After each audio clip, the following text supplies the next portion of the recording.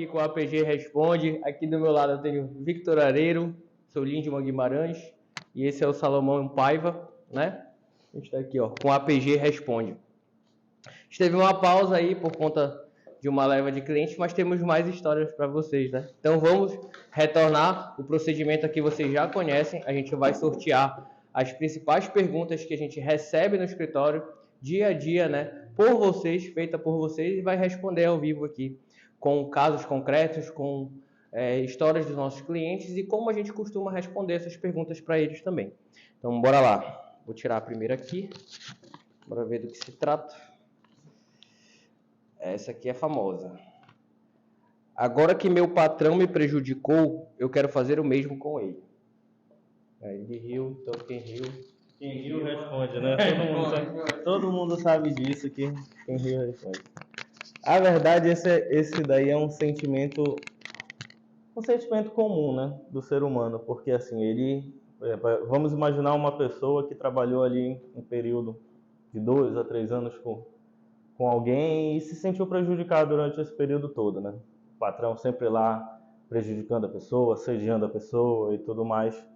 E quando ela decide dar um basta nisso, acaba que ela tem aquele sentimento de enfim, né? De ir atrás daquilo, de fazer ele pelo menos sentir parte do que ela sentiu, mas na verdade esse não é a intenção, né? De quando a gente procura os nossos direitos trabalhistas. Quando a gente procura os direitos trabalhistas, a gente está buscando justamente aquilo que é justo, porque tu estavas numa relação de emprego comum, tu tinha direitos a receber e tu não recebia.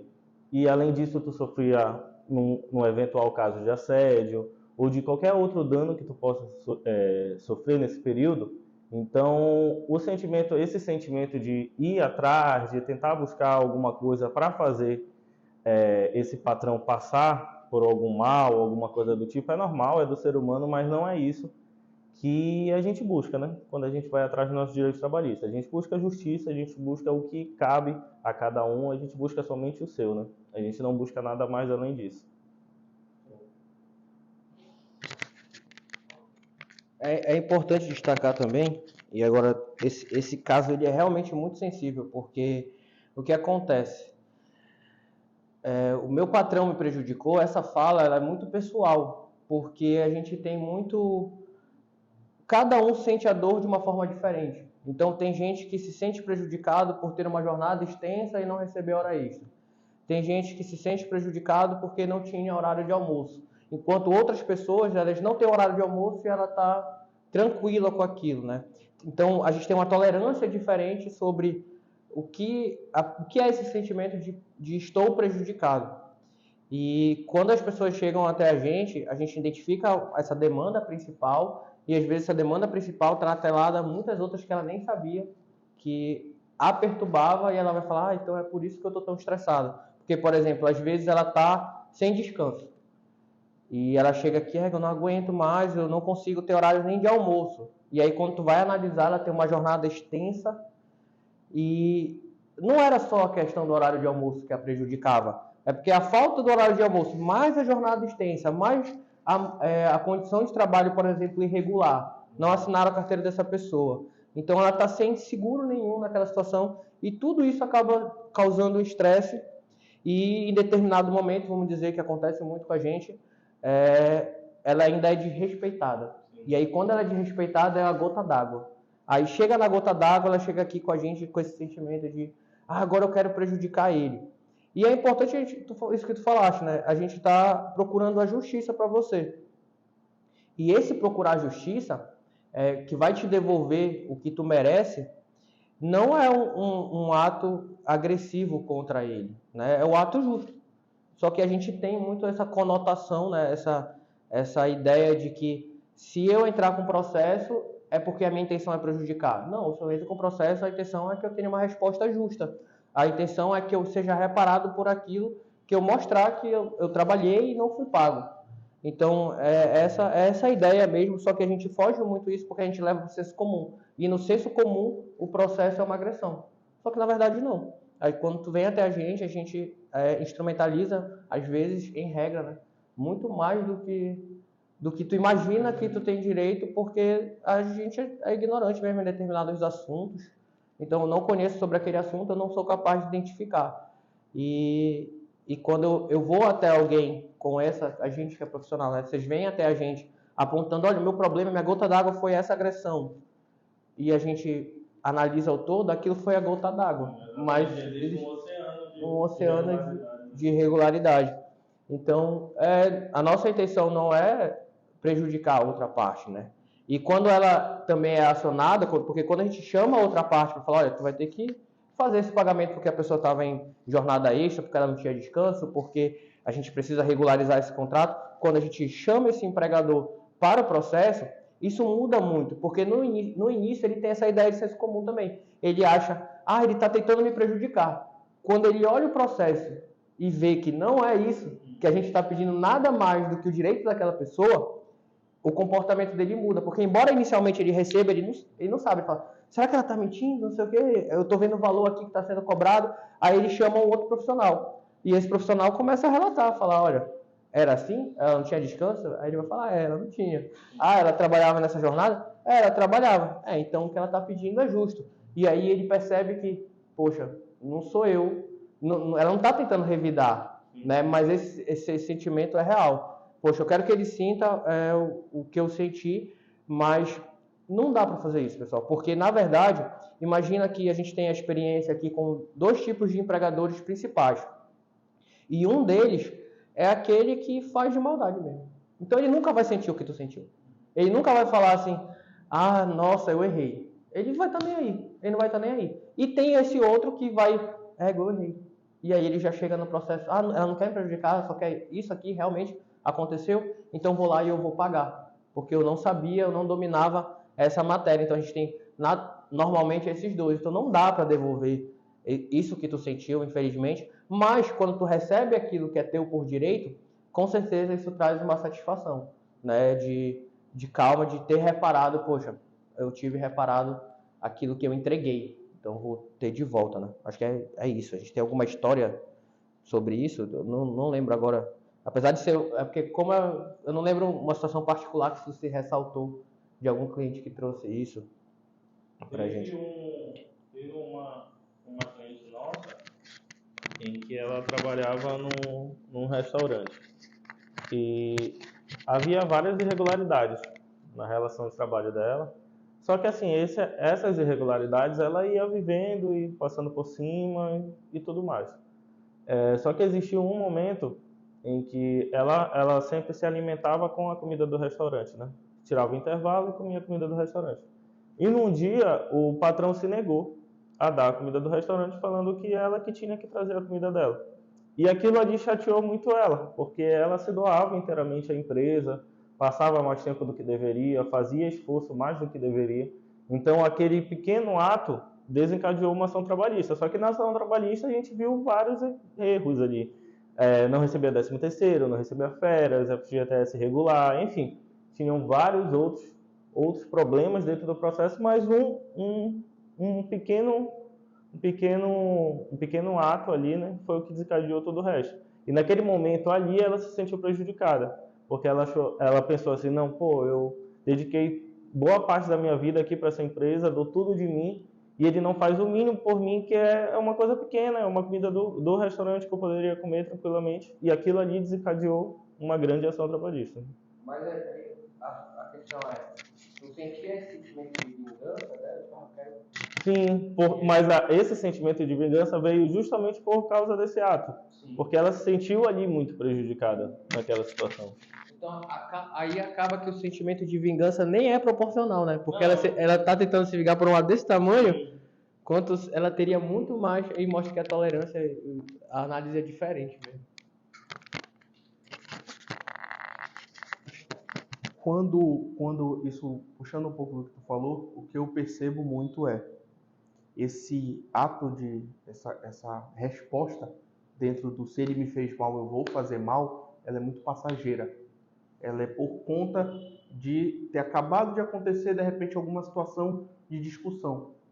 Eles discutiram, às vezes, na empresa, o gerente tratou mal o funcionário e aí ele, eu quero ferrar esse cara, eu quero causar tanto mal quanto ele me causou, mas isso é muito passageiro, porque na realidade o que o funcionário, o trabalhador, ele busca é que seja cumprido o acordo que foi estabelecido. Sim. Combinado não sai caro. Então, por exemplo, no caso da funcionária que comia no restaurante, aquilo se perpetuou por um tempo. Então, era um acordo entre os dois em que ela iria se alimentar do restaurante. Se ela iria se alimentar do restaurante, ela não ia precisar pensar toda uma questão da casa dela, que eu tenho que fazer marmita, eu tenho que fazer comida. Não, porque aquilo, no decorrer do tempo, foi acordado que ela iria se alimentar. Então, esse fato de eu querer dar uma resposta é bem passageiro, porque quando a gente conversa, explica e esclarece sobre a situação do funcionário, ele fica mais calmo, tu vê que quando vem para o atendimento, ele só quer o que é dele de direito. Tanto que a frase que fala, não, doutor, olha, eu só quero o que é meu de direito. Então, tu vê que então essa questão do quero machucar ele é muito passageira por uma questão de teve algum conflito, alguma coisa assim, porque o que o trabalhador quer mesmo é buscar ali os direitos dele. E obviamente, quando ele vem para cá, a gente vê que a questão era outra. Ah, poxa, ele não me deu um almoço em determinado dia, ele não pagou uma passagem. Aí quando tu vai ver, a pessoa trabalha 5 anos sem carteira assinada, não teve um depósito de FGTS, não teve uma férias, não teve um 13º. Então, ela nem está reclamando do que realmente deveria reclamar. Sim. Ela está reclamando do que foi descumprido no acordo entre os dois. Isso leva a quebra de confiança. Sim, perfeito. Não, na verdade fica claro mesmo que isso é de fato. O cliente chega aqui e aí ele pensa, não, eu quero que passou aquele estresse, e ele tem essa frase rotineira, né? Eu quero que é meu de direito. E assim, gente, nem que a gente quisesse, a gente poderia pedir algo que não é seu de direito, entendeu? Não tem como o advogado construir algo ali que não é seu de direito. Se o advogado faz isso, né, se conhecer algum profissional que tem essa intenção, ele provavelmente não vai conseguir sustentar isso no processo. Não adianta. Então, se eu tentar inventar algo no processo, a outra parte, quando for chamada, ela vai descredibilizar aquilo, e isso vai descredibilizar a minha demanda. Então, não tem como o advogado inventar algo no processo sem que ele te coloque em risco. Então, um profissional qualificado, ele não vai fazer isso contigo. Não tem como ele fazer isso. Pedir algo que não é seu de direito. Porque senão ele só está criando uma expectativa não real e depois tu vai ter que lidar com essa expectativa. Então, um profissional sério nunca vai fazer algo nesse sentido. E quando é bem o que tu falaste, no fundo é essa quebra de confiança. Não pelo... porque como tu falou, às vezes tem um monte de situação irregular, mas eles acharam que ficaram naquele acordo e até então ele tolerava aquela situação, mas quando ele não confia mais nele nem para o que tinha acordado, ele realmente passa a procurar a gente, e é aquilo que vai para o processo de fato, né? Esse sentimento, ele não vai, mas ele não deixa de ser reparado pela reparação do todo, né? Acho que foi. Outro exemplo.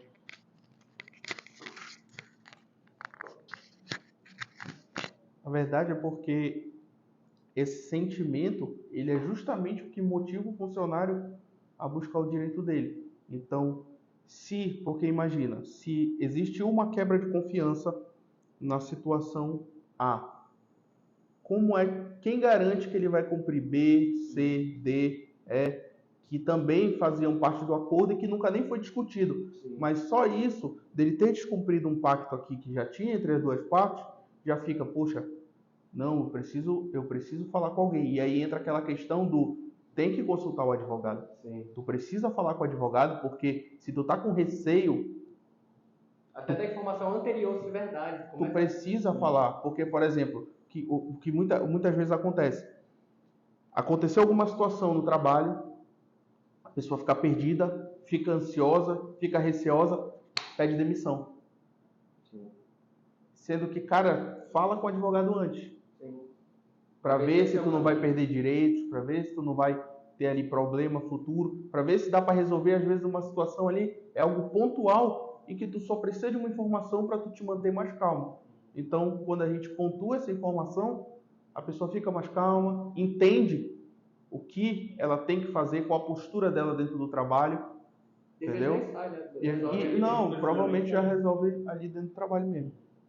Não, é muito interessante você falar em relação ao que ela traz pra gente, porque, e da confiança, tipo, quebrou a confiança num ponto, mas existiam outros pontos que tu perde a confiança de, será que ele vai cumprir B, C, D, já que ele deixou de cumprir A? Só que tem uma questão aí em volta que tu já tinha mencionado no outro APG que a gente fez aqui do Responde, que tu fala assim, que os nossos clientes, eles confiam nos chefes deles, nos empregadores, eles confiam. E por muitas vezes, o acordo está daquela forma porque foi passado para ele que era daquela forma.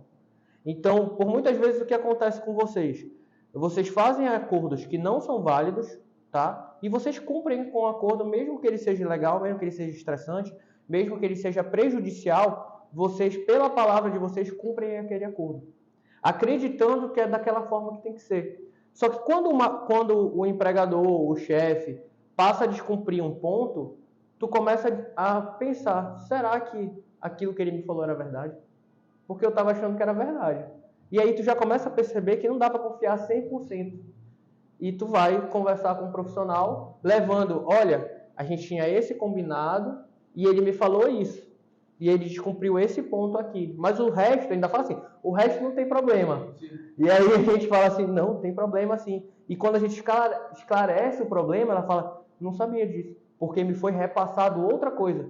E aí que entra aquele movimento dela descobrir vários outros direitos que ela não sabia que tinha, porque ela acreditou na palavra dele sobre aquele sentido. Ela não viu aquele acordo no geral, né? No quanto a gente consegue enxergar e o que a gente sabe que é passado de forma mentirosa mesmo, mentira, sobre um som. Às vezes de forma proposital, como a gente disse, né? Tem o empregador que faz de forma proposital e tem aquele que era ignorante do assunto, achava que era assim mesmo, vai lá e faz.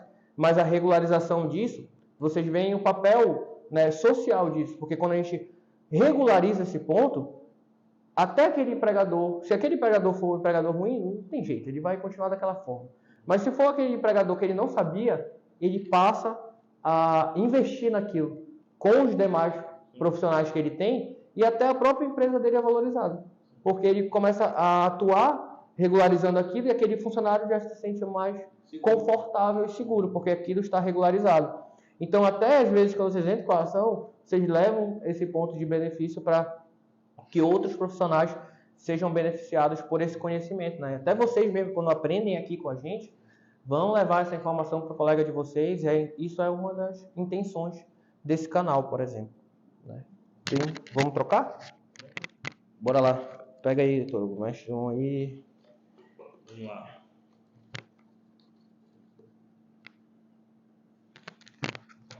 Diga. Vamos lá. Ele sempre me pedia para fazer atividades que não eram a minha função. Esse aí é bom. Esse aí é constante, né? Na verdade, pessoal, nem sempre isso é um problema, tá?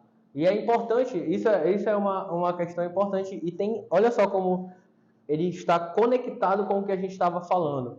Às vezes o nosso cliente chega até a gente com um sentimento de estou sendo injustiçado e às vezes não está tudo ok. Tipo, ele está com aquele sentimento de estou sendo prejudicado, né? Mas é um prejuízo que não é um prejuízo que enseja que vai acarretar numa ação judicial. É algo mais sentimental, algo particular dele. E aí o que é importante saber sobre isso? Por que é importante saber sobre isso? Porque quando tu sabe que um contrato está todo correto, vamos dizer, o contrato está todo correto aqui, está tudo certo, e eu estou incomodado, já não é algo que eu tenho que resolver com o meu chefe, é algo que eu tenho que resolver comigo, para tipo, vou mudar de trabalho, vou mudar de local, vou mudar de função, vou saber o que pedir e o que fazer, né? E o que acontece? Existem situações de mudança de atividade que são irregulares. E existem as situações que mudanças de atividade não são irregulares. Então, é um ponto mais sutil, tá? Mas quando normalmente essa pessoa chega com a gente, olha, ele está pedindo para fazer atividade que não era minha, normalmente é porque é algo muito grotesco. E aí é irregular. Exemplo, não é uma coisa sutil. Porque, por exemplo, você tem uma atividade comum aqui no escritório, vamos usar a gente de referência. No escritório. O meu trabalho é atendimento, mas um dia eu faço uma audiência pontual, eu não vou sair. Nossa, eu fiz uma audiência, não era para ter feito uma audiência. O funcionário não vai fazer isso. O problema é quando ele tem essa função e aí do nada a gente aqui dentro do escritório resolve que ele tem que limpar o escritório. Sim. Ou seja, não tem referência nenhuma com a atividade para a qual eu fui chamado para fazer. Ou agora eu sou responsável por uma demanda muito maior, quase que o dobro, vamos dizer, tinha 2 funcionários aqui que cuidavam de uma carta de clientes de 50 pessoas. Aí acontece muito na empresa, né? Tô trabalhando ali no restaurante, atendo ali várias pessoas, na farmácia, no hospital, do escritório de arquitetura. Eu atendo ali 10 pessoas. É dispensado um funcionário, eu passo a atender 20, 30, porque aquele foi embora e agora me deram a atribuição dele. Então, quando eu entrei aqui, a minha atribuição era essa, e a minha atribuição dobrou. Ou então a minha atribuição foi para um lugar que não é o local que eu fui chamado mesmo. E aí entra o problema do desvio de função, ou do acúmulo de função. Qual é a diferença entre eles? Quando vocês são enviados para uma atividade que não tem relação nenhuma, por exemplo, a pessoa foi chamada para o escritório e agora está limpando, está fazendo outras atividades, ela está num desvio de função, porque as funções não têm relação. O acúmulo tem mais a ver com isso. Eu tenho uma atribuição de uma determinada quantidade, foi dispensado o funcionário e agora eu tenho uma atribuição dobrada, né? Acumulou-se a atividade. Quando eu fui contratado, eu tinha um número X e agora eu tenho 2 vezes mais, 3 vezes mais, 4 vezes mais. Só que o que acontece? Quando é pontual, como a gente relatou, eu fiz uma audiência aqui, outra ali, isso é permitido. Por que é permitido? Porque isso a gente tem um nome técnico, não vou mencionar ele aqui, mas basicamente é a capacidade do teu chefe, do empregador, de manipular a força de trabalho, assim como a jornada, para que a gente consiga resolver problemas que apareçam naquele dia. Então, apareceu um problema novo. E aí, eu não posso contar com esse funcionário, já que a gente tem uma troca? Não, ele pode contar com você para esse problema pontual, né, essas questões pontuais. Mas isso não pode ser utilizado, né, de forma equivocada. Como? Dando uma atribuição dobrada porque o outro funcionário resolveu sair. Agora eu vou dobrar a tua função. Agora eu vou triplicar a tua exigência porque eu decidi da minha cabeça. Agora, que no início a gente combinou uma coisa e agora eu estou aumentando a tua atribuição numa quantidade muito maior. Ou te mandar para um outro cargo. Acontece muito também essa mudança de cargo e aí é o mais grave de todos. O mais grave de todos é quando tu está numa atribuição e te mandam para uma atribuição maior. Exemplo, olha, eu tinha um cara de confiança. O Vitor Hugo era meu braço direito. E por ser de confiança, normalmente só é em cargo de gerência, o Vitor Hugo era o meu gerente aqui. O Vitor Hugo era o cara de confiança para mim. Ele recebia mais que os outros porque ele exercia esse cargo de confiança. Só que em algum momento, o Vitor Hugo vai para outro falando Vitor Hugo, né? Ai, meu Deus, esse é o apelido carinhoso dele para mim. Mas o que acontece? O Vitor Hugo, ele era o cara de confiança e ele vai para outra função, outro local, ou a gente tem um atrito e a gente rompe. Nesse momento, eu preciso desse meu braço direito. E quando eu precisar desse meu braço direito, eu faço o quê? Vou pegar aquele funcionário, que é o que realmente é aquele que é virado, ele sabe resolver tudo, conhece tudo, ele está sempre ali de prontidão para resolver as coisas. Aí o cara vai lá e pega ele e fala assim, olha, tu vai ser meu braço direito agora. Só que ele te manda para o braço direito, tu cumpre uma jornada, uma responsabilidade muito maior e eu te mantenho pagando a mesma coisa da função anterior. Eu não estou te pagando igual eu pagava o Vitor Hugo anteriormente. Eu estou pagando igual a função que tu estava anteriormente. Ou seja, tu está sendo cobrado numa função que exige mais responsabilidade, mais tempo, mais atenção, que exige confiança, e confiança é algo que a gente também tem que remunerar, porque, pô, se eu confio nessa pessoa, ela toma decisões por mim e pela empresa, poxa, ela tem que ser remunerada por tal, porque isso é uma responsabilidade maior. Só que acontece que quando eu coloco ela nessa responsabilidade, ela eu não pago o equivalente, eu continuo pagando o anterior. E isso é um caso comum de desvio de função. A pessoa foi para outra questão, para outro ponto. A gente recentemente aqui no escritório teve alguns clientes de uma agência de marketing. E lá, esse caso aí que tu relatou era algo muito comum. Teve uma cliente nossa que ela era responsável por ser a copywriter, né, da agência de marketing. Copywriter é aquela pessoa que vai escrever os anúncios, as promoções nas redes sociais das empresas. E ela trabalhava especificamente no escritório, tendo uma carta ali de uns 5 clientes para cuidar. E o gerente da agência de marketing, ele simplesmente saiu da empresa, né? A pessoa de confiança do proprietário. E o proprietário pegou essa nossa cliente, que era copywriter, e falou, não, agora você vai ser a nossa gerente aqui. E vai cuidar de outras coisas. E ela passou a lidar diretamente com o cliente, fazer trabalho externo, cobrir eventos, lidar até com... Ela aparecia em jornais, dando entrevista, representando a empresa e tudo mais. A responsabilidade dela, que era o trabalho aqui, veio para cá e ela continuou ganhando a mesma coisa. Não se falou em aumento salarial, simplesmente ela aumentou toda a demanda dela, não só a jornada, mas a demanda do trabalho em si, e simplesmente não houve nenhum aumento, nem nada do tipo, e ela permaneceu ali durante muito tempo na função, até o momento em que ela chegou com o proprietário e falou assim, cara, eu fazia isso aqui, eu passei a fazer isso, e vocês não me deram nenhum aumento salarial, nem nada do tipo. E eles puniram ela com a redução do salário, falando, não, então você vai sair dessa função aqui, você vai voltar para o que você fazia antes, e o seu salário vai diminuir porque você vai ter menos trabalho. Sendo que em nenhum momento o salário dela aumentou. E eles reduziram o salário dela. Olha a loucura que aconteceu, sabe? Então isso daí é um exemplo claro. Não só do desvio de função, porque ela fazia algo, passou a fazer algo completamente diferente, não teve nenhum aumento salarial, e posteriormente teve a redução ilegal do salário, né? Porque o salário dela que ela ganhava foi reduzido, porque na cabeça do proprietário ela passou a trabalhar menos. Aí eu te pergunto, na prática, o que isso vai para a demanda, o que a gente faz para corrigir isso? Olha, nesse caso a gente vai pegar todo o período em que ela passou exercendo a função de gerência, vai equiparar o salário dela quanto o gerente de fato recebia durante todo esse período.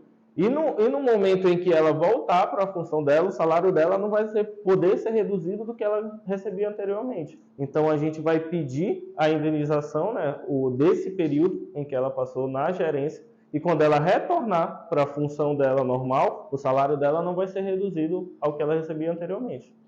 Então, a gente pega essa diferença de salário. Exatamente. Foi o que, no caso, a gente pediu dela. Por sinal, teve outros casos bem parecidos. Geralmente, quando uma empresa comete esse erro com um funcionário, ela vai cometendo em cadeia com os outros funcionários da empresa. Isso acontece bastante.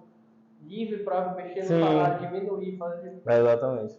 E aí também volta a um ponto importante que o cliente que tu também atendeu, mas aí tu completa o raciocínio. Sim. Foi aquele de arquitetura, foi a mesma coisa. Ele foi contratado pela graduação dele. Sim. E aí foi utilizado numa outra vertente. Ele foi contratado exclusivamente por ser, ele era arquiteto, no caso, ele foi contratado exclusivamente porque ele era arquiteto. Se ele não fosse arquiteto, ele não seria contratado. E a empresa queria transformar aquilo numa outra função, que não necessariamente precisava ser do arquiteto e tudo mais, mas se ele não tivesse a graduação em arquitetura, ele não seria contratado, né, para exercer aquela função. E era uma opção típica de arquiteto também. Não existia um outro profissional que poderia fazer aquilo. Mas ele estava recebendo como arquitetura? Não, eu não recebia, justamente por causa disso. Mas ele foi contratado por ser arquiteto numa função exclusiva de arquiteto, só que ele não recebia por isso. Isso é um desvio do início. Esse vai parte da gênese, né? Desde o início do contrato. Normalmente esses casos dos arquitetos e tal, eles já começam errado, né? Porque tem toda aquela situação que eles têm uma lei, um piso. Sim. Tu sabe melhor que isso, tu fez o caso. Uhum. Conta aí pra eles como é que... É porque o que acontece, né? Tem algumas profissões que elas têm um piso salarial estabelecido por lei. Não é a prática do mercado, não é o que... a média que o mercado paga, não. Existe uma lei que estabelece um piso, que aquela pessoa que é formada naquela profissão e trabalha enquanto está naquela profissão, ela não pode receber menos que isso. E no caso da arquitetura é uma coisa que acontece, existe um piso salarial. E a prática mostra pra gente que pouquíssimas empresas pagam piso salarial. E diferente de outras categorias, a do arquiteto, ela não é uma lei nova, ela não é uma lei recente que o mercado está se adaptando a ela, não, ela é uma lei bem antiga. E que, mesmo assim, as empresas não têm o costume de pagar o piso salarial. E essa é uma demanda que aparece bastante para a gente, porque realmente é uma injustiça, né? A pessoa, ela investe na sua graduação, ela investe não só tempo, dinheiro, energia, para conseguir aquela graduação, para almejar um salário melhor, e quando chega no mercado de trabalho, não paga o devido para ela, que é por lei, né? É legal. Isso acontece bastante com arquitetura, acontece também com engenharia, com, enfim, outras profissões correlacionadas. Veterinário. Mas o dentista. Dentista, a gente tem casos aqui de dentista. Inclusive, a gente tem um caso muito interessante, falando de desvio de função, que era uma pessoa que não era dentista, ela não era graduada em odontologia. Ela é técnico em prótese, né? Que é uma pessoa que não pode ser um técnico em prótese graduado em odontologia, mas não necessariamente, né? Pode ser uma pessoa que fez um curso técnico para prótese. E era uma pessoa que fazia isso. Existia um técnico de prótese em uma clínica, só que simplesmente a clínica, por confiar, digamos assim, no trabalho dele, ela não contratava dentistas e deixava o técnico em prótese fazer trabalhos de dentistas ao longo do dia, sabe?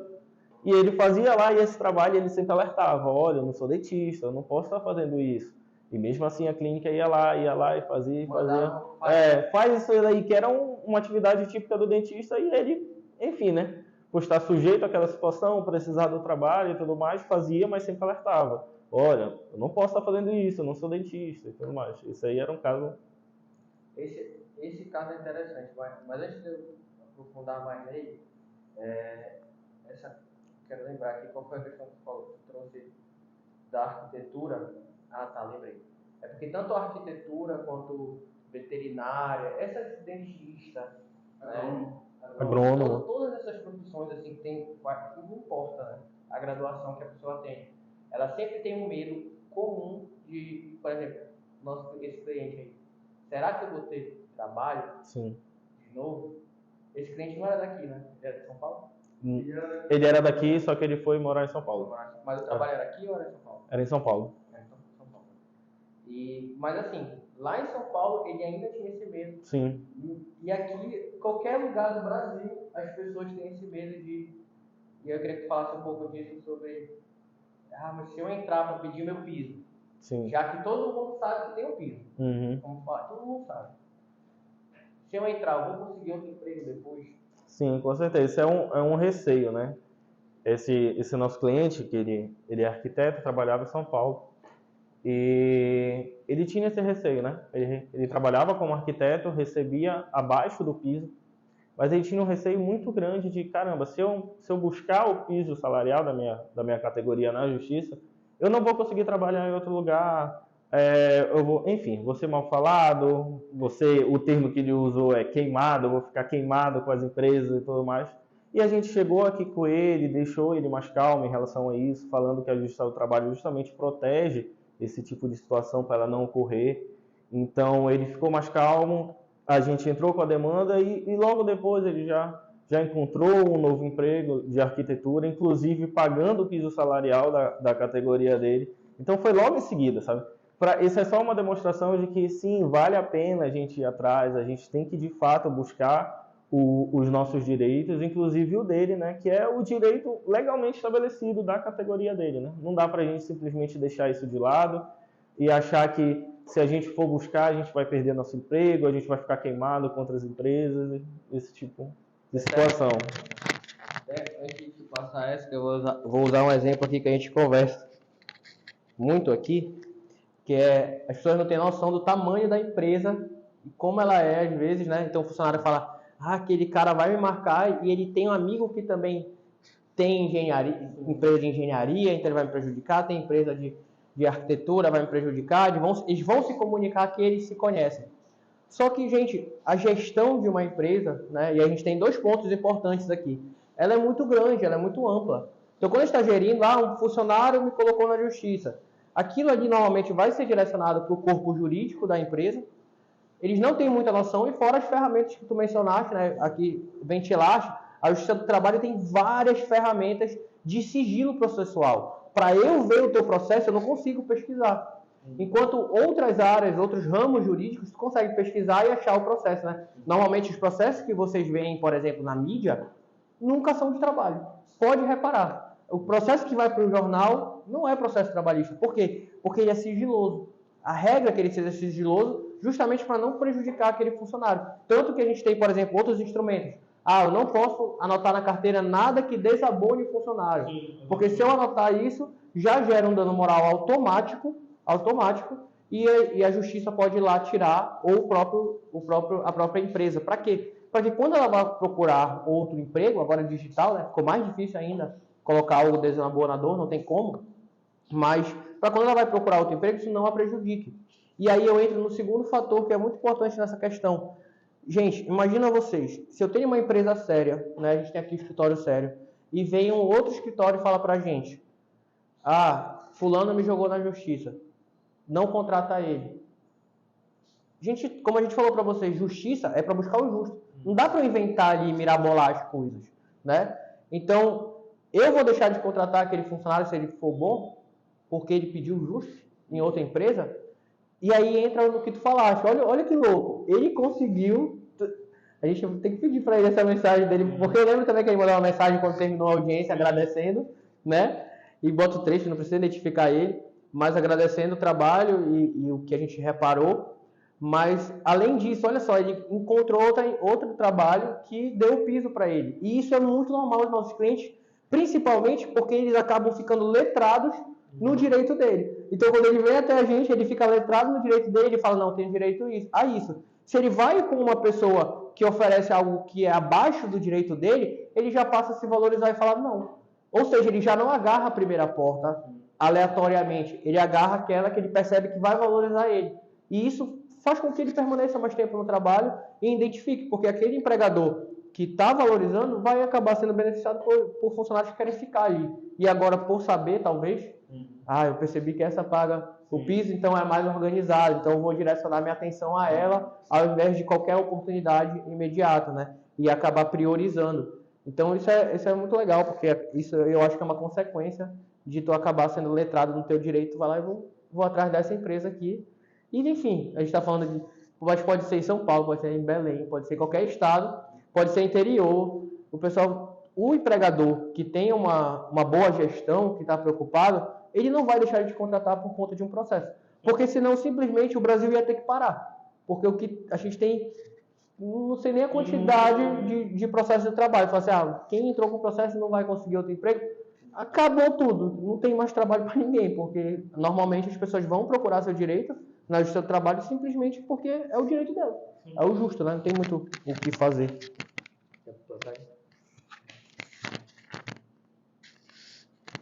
É importante também a gente colocar que quando a maioria das vezes a única solução é entrar com o processo. Porque a pessoa tem direito a seguro-desemprego, férias que ele deixou de ter, 13º. Aí quando ele vai tentar negociar com o patrão dele, aí ele, não, te dou R$500, te dou R$1.000. Sendo quando vai ver a rescisão, era para ser paga ali R$15.000. Só de FGTS, o cara tem anos de trabalho, então tinha que ser um valor mais alto. E aí quando coloca nessa situação, o trabalhador ele não tem outra opção senão entrar com o processo, porque no processo a conversa é diferente. Aí, o trabalhador não fala mais com o cara, ele fala com o advogado dele e a gente, quanto advogado, a gente se comunica. Advogado. Então a gente tem uma linguagem diferente e uma forma de falar diferente, não tem mais desgaste, não tem desgaste nem atrito emocional. Então isso daí faz muita diferença. A própria postura da empresa muda. Muda totalmente. Porque ela é curioso, até a empresa se sente muito empoderada, digamos assim, utilizar essa palavra, quando ela vai estar tratando da rescisão só com o trabalhador, principalmente se o trabalhador não souber do direito dele.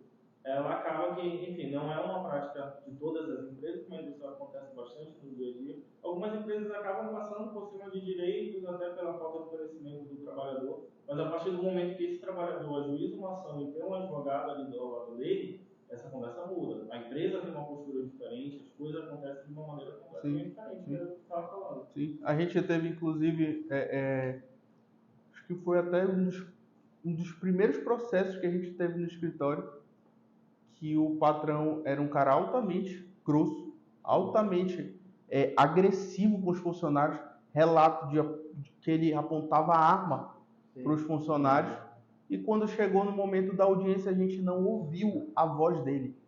Nenhum momento. Ele não falou em absolutamente nada. E foram vários processos que a gente tinha contra a empresa e ele não deu um pio.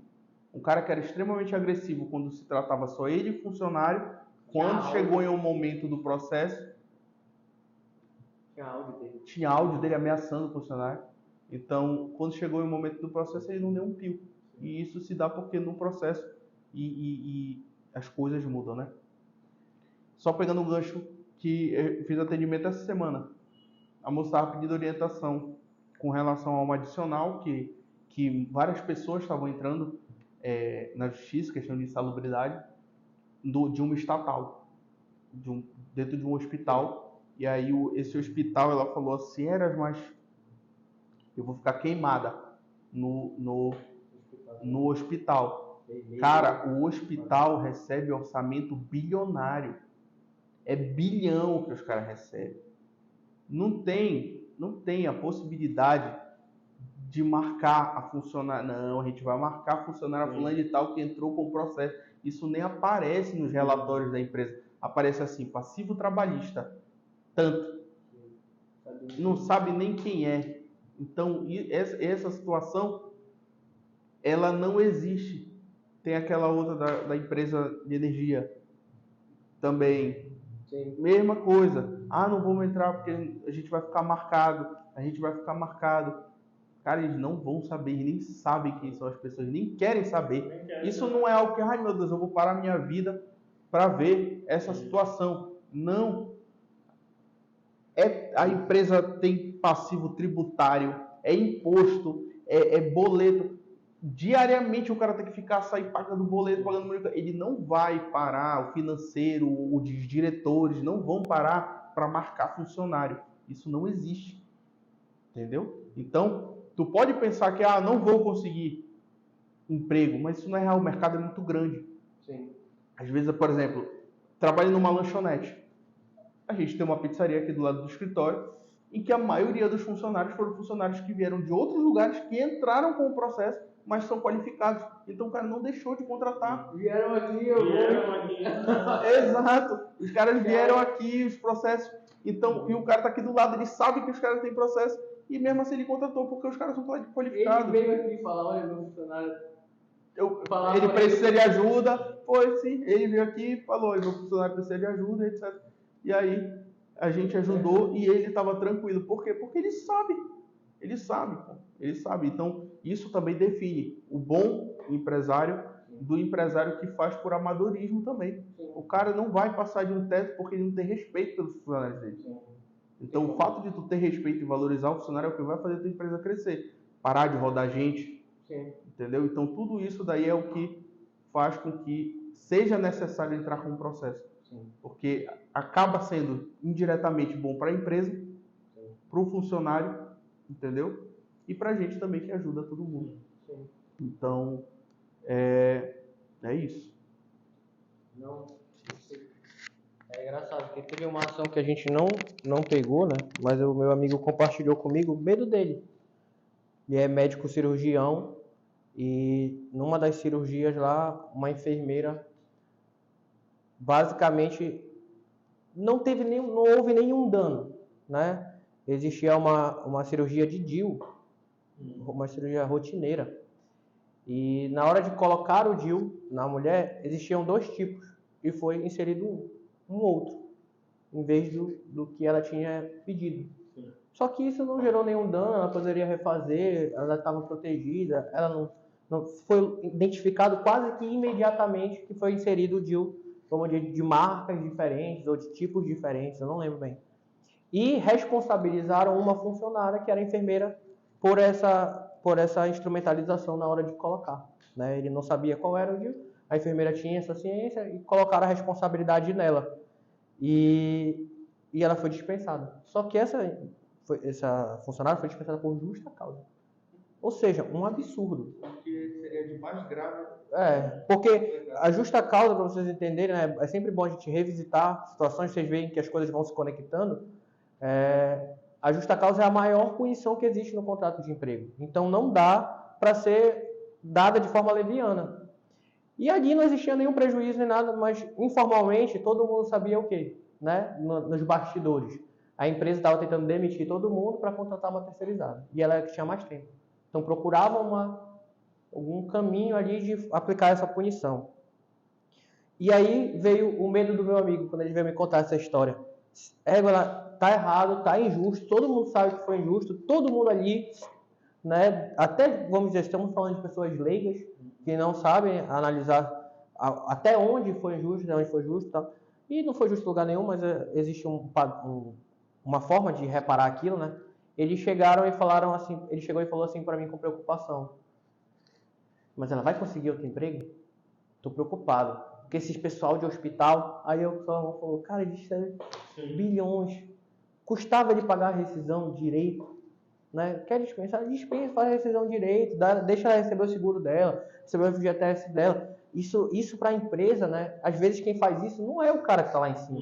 É alguém que está mais embaixo e está no cargo de gerência, sei lá, o poder subiu a cabeça ali, faz umas loucuras. E eles estavam preocupados com isso. Aí eu falei para ele, vem cá, tu que é médico aí, tá? Já que tu está dizendo isso, vamos lá, tu acha que ele, o proprietário do hospital, vai falar com o outro proprietário do hospital para não contratar aquela enfermeira, sendo que ela não fez nada de errado? Porque ela foi buscar o direito dela de algo irregular, e aí, como tu falaste, lá eles ganham bilhões, aí tem um passivo de uma ação trabalhista aqui. Vamos botar alto aí, eu não conheço o caso, porque não me contou 100 mil. 50 mil? Pronto. A do arquiteto deu quanto? 100 por aí? Foi pouco menos. Pouco menos? Pois é. Então, gente, é uma escala muito diferente. Então, essas pessoas, e até como tu falaste, até quem está numa empresa menor, e falando de outras empresas menores, como tu deu o exemplo da pizzaria, o proprietário da pizzaria veio falar com a gente, cara. Olha, tem um funcionário que saiu de outra empresa e não estava legal lá. E a gente está falando de uma empresa menor. Eu lembro, para vocês terem noção, eu lembro quando eu era mais novo, eu trabalhava no TRT. Olha que coisa, que coincidência. Eu estava lá no TRT como estagiário no Jus Postulante, chegou uma pessoa, eu conhecia aquela pessoa, era a Cleide. Aí ela chegou para conversar comigo, para quem não sabe, a Cleide, ela trabalhou na minha casa durante uns 10 anos até a minha avó falecer. E aí não foi mais necessário, né? Ela trabalhava com assistência dela. Mas antes dela começar nesses 10 anos de trabalho, eu estava lá no TRT e ela foi lá falar do antigo emprego dela. Perguntar. E detalhe, estava certo o emprego, eu dei a orientação sobre, olha, está tudo certo, não tem uma demanda a ser ajuizada, é isso mesmo, e ela queria essa orientação. Então, ela foi lá, eu dei a orientação, e depois ela foi indicada para minha avó. E a minha avó veio me falar. Eu falei, tá, é uma boa funcionária. Tanto, como é que eu sei que ela é boa funcionária? Olha que louco. Ela veio falar com a gente, e aí eu perguntei, a gente conhecia os ex-patrões dela, mas, além disso, quando tu conversa com a pessoa, por exemplo, conversei com ela lá e falei, olha, você não tem, nessas informações está tudo regular. Ela não inventou nada. Ela não foi aquela pessoa que, eu vou inventar uma história aqui para tentar prejudicar, não, quero de qualquer jeito. Ela falou, não, tá certo, está certo, está certo. Eu vim saber isso. Então percebe que os outros empregadores, quando eles têm ciência de uma demanda trabalhista e essa está parametrizada, né, no justo, por isso que é importante procurar um advogado que vai pedir o justo, que vai pedir o que é teu por direito, porque lá na frente, quando for outro empregador, mesmo que ele tome ciência, ele vai ver que tu pediu nada além do que tu merecia. E aí, isso que traz a abertura de portas, né? Vai abrir portas porque tu pediu o que tu merecia e vai saber reconhecer também. Essa história é muito boa. E ficou lá por 10 anos. Pronto. Todo mundo conhece a Cleide aqui, tá? Se vocês tiverem essa oportunidade, vai ser uma bênção para vocês. Vamos fechar esse episódio? Abrir outro? Então é isso. Print.